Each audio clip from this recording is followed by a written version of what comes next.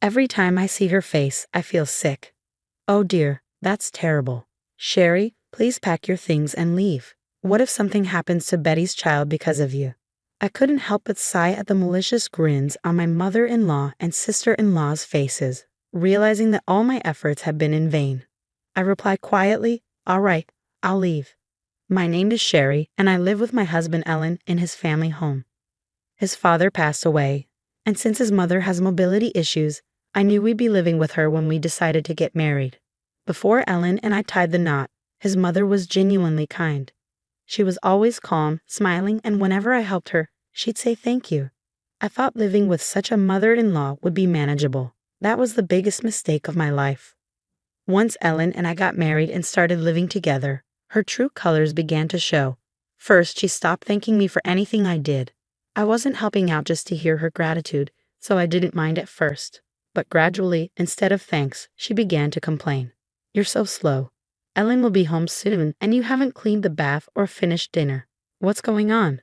I apologized, explaining that Ellen just happened to come home early that day, and I was doing the chores as usual. "If your husband comes home early, you should work faster. You don't care enough about Ellen." "That's not true," I protested, but she cut me off. "I don't want to hear your excuses. Poor Ellen, why did he marry someone like you?" There was no trace left of the kind woman I had known before our marriage. Still, I tried my best to meet her expectations. I could keep going because of Ellen's support. In front of Ellen, she pretended to be the ideal mother-in-law, kind and considerate. But I talked to Ellen about how she behaved when he wasn't around. Ellen believed me and said, "I'll talk to Mom," and he did. After being scolded by Ellen, she behaved for a few days. But then she'd go back to her old ways. This cycle continued until one day she received a phone call.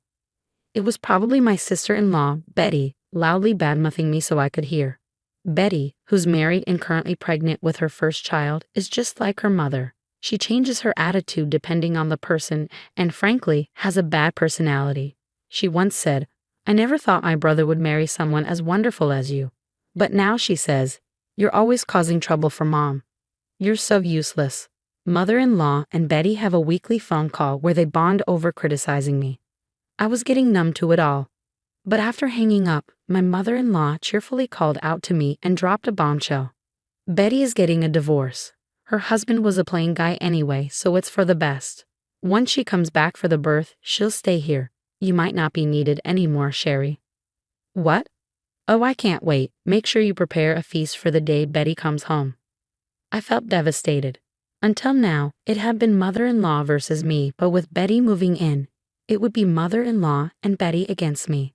I was already worn down by mother-in-law's constant complaints, and the thought of another person adding to that was unbearable. Trying not to let mother-in-law see, I shed silent tears while vacuuming. I couldn't take this life anymore.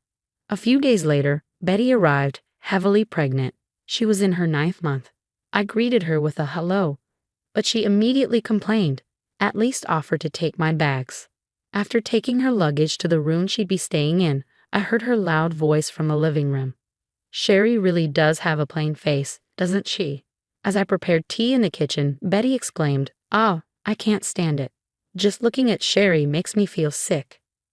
Next to her, my mother-in-law, laughing with a face just like Betty's, exaggeratedly said, "Oh dear, that's terrible. Sherry, pack your things and leave. What if something happens to Betty's child because of you?" Betty laughed mockingly. I had done my best for my mother-in-law, but it was never enough. But it seemed all for nothing. Feeling empty, I sighed and replied weakly, "All right, I'll leave." I had anticipated this outcome from the moment I heard Betty was returning. I had always known that a day would come when I'd leave this house in either anger or sadness. I quickly grabbed my already packed bags, headed to the entrance, and picked up my car keys. Perhaps not expecting me to actually leave, my mother-in-law called out from behind, "Oh, Sherry, are you really leaving? That's fine, but make sure you divorce Ellen. He deserves someone much better." "I think that's for Ellen to decide. Thank you for everything," I replied calmly and left the house. I called my parents, who warmly told me to come home. They were furious when I told them about the comments from my mother-in-law and Betty. "You don't need to go back to that house," they assured me, and for the first time in a while, I genuinely smiled. That evening, the doorbell rang. When I opened the door, Ellen stood there. Welcome home, Ellen. Thanks. Living with your parents will be a bit nerve-wracking. Don't worry, you'll get used to it quickly. I guarantee it, I said, greeting Ellen with a smile and inviting him in. The first thing he did was apologize to my parents. I had told them how supportive Ellen had always been, so they felt bad about his apology. Instead, they thanked him for trying to protect me and warmly welcomed him, saying, "Feel free to live here as long as you wish." Why did Ellen fit in so well with my parents? It was because when I found out Betty was moving back after her divorce, I had proposed a divorce to Ellen. I told him, "I'm already struggling with your mother, and I can't handle Betty on top of that." And I cried, saying, "Even if it means divorcing, I want to leave that house." Ellen was shocked but immediately apologized, saying he hadn't realized how much I was suffering. He didn't want a divorce and had negotiated with my parents that if things got too bad, he'd move in with me at their house. It seemed that Ellen planned to live with my parents for a while and then buy a house somewhere else. I was overjoyed when Ellen came to my parents' house. I was happy that he chose me over his mother and Betty. My mother prepared a feast to celebrate our arrival. As we enjoyed our meal and relaxed, my phone rang. It was my mother-in-law. When I answered with a simple, "Hello," I heard her panicked voice. "Sherry, Ellen hasn't come home yet. It's already late. Do you know where he is? I've tried calling him, but he's not answering. I'm worried something's happened." "Oh, Ellen's right here. It seems he's blocked your number," I said, turning to Ellen beside me.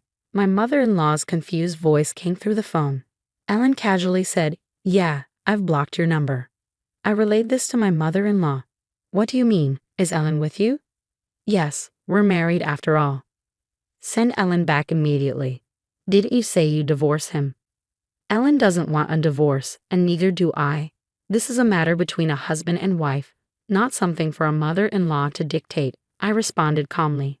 Suddenly, my mother-in-law burst into tears. "Why? Why?" she sobbed. Betty, seemingly unable to watch her mother any longer, took the phone and said, "So you've stolen my brother? You're the worst." "I haven't stolen anyone. Ellen and I are married." "You might have a plain face, but you're so audacious. One day, my brother will see the truth, and you'll regret it," she spat out, and suddenly the call ended. I filled Ellen in on the conversation, and both of us, in disbelief, blocked my mother-in-law's number. I also got Betty's number from Ellen and blocked it as well. With a sigh of relief from cutting ties with them, Ellen and I began searching for a new home. After visiting various properties, we found our dream home and decided to move out of my parents' house. We expressed our gratitude to my parents, who had let us stay for several months. They told us, "You can always come back," warming our hearts. One day, after settling into our new home and enjoying peaceful days, I received a call from an unfamiliar number. Considering we had just moved, I thought it might be a service provider and answered. To my surprise, an angry voice shouted, "Finally, you pick up." Confused, I asked, "Who's this?" "You've forgotten your sister-in-law." I realized it was Betty. "Oh, Betty, how did you get this number? I was sure I had blocked you." She apparently changed her number when she got a new phone. I thought I'd have to block this one too, when Betty suddenly said, "Come back right now. I just had a baby and the house is a mess. Mom doesn't do anything." Well, mother-in-law has a bad leg, so it's understandable to some extent, right? That's no excuse. I'm struggling postpartum, and she's using her leg pain to avoid doing any chores. From Betty's words, it was clear that she and mother-in-law weren't getting along. Neither of them wanted to do housework, so it was only natural that they'd push the responsibility onto each other. But that wasn't my concern. "I'm sorry to hear that, but I have no plans to return." "Why not? You haven't divorced Ellen, right? We're family. We should help each other." "It's funny you consider me family now," I chuckled. Betty shouted in frustration, but I wasn't fazed. "I won't have to see your face again. When you see me, you feel sick because of my plain face, remember? I'm truly sorry, but if I came back to help, he'd just feel worse. Besides, mother-in-law didn't want to live with me either. It's okay if you don't consider me family. I might not have lived with you, but I never badmouthed you like Mom did. I know you and mother-in-law used to talk about me on the phone." She would purposely put it on speaker so I could hear. "I heard everything you said about me." Betty seemed to be searching for an excuse, but I told her I wasn't coming back and hung up. I immediately blocked her new number and resumed tidying up. That evening, a tired-looking Ellen came home and said, Betty called me today. She changed her number. It seemed Betty had called Ellen in tears. The relationship between mother-in-law and Betty was at its worst, with constant fights whenever they met. They even argued over household chores, sometimes throwing objects at each other. When Ellen, concerned about the newborn, asked about the child, Betty broke down crying. Shockingly, her child had been taken away by her ex-husband. He had pleaded with Betty, saying he desperately wanted to see the baby. In response, Betty had retorted, "What do you want to see the child for?